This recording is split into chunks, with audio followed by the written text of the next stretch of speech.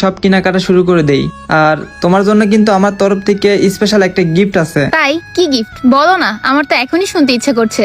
না বলে দিলে আবার কিসের সারপ্রাইজ থাকলো, এইটা তুমি বিয়ের দিন রাইতেই দেখতে পারবা। কিরে, এটা তো আমগো ইপ্তির গার্লফ্রেন্ড।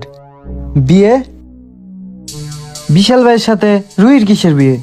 খারা ইপ্তির বিষয়টা এখন জানাই, বুঝতাছি না কিছুই।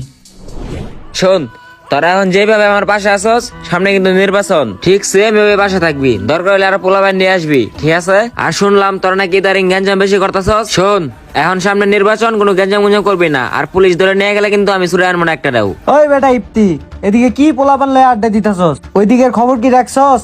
রুহির সাথে আমগো বিশাল ভাইয়ের বিয়ে ঠিক হইতাছে। মানে তুই এগুলো কি কইতাছস? বিশালের সাথে রুহির বিয়া মানে? রুহি আমার সাথে রিলেশন কর, তুই কেটে জানাস না? হ্যাঁ জানি, দেখাই তো তোরে বলতে আইছি। আর ওইদিকে যাই কিছু কর, নাহলে রুহির লগে বিয়ে হয়ে যাবে।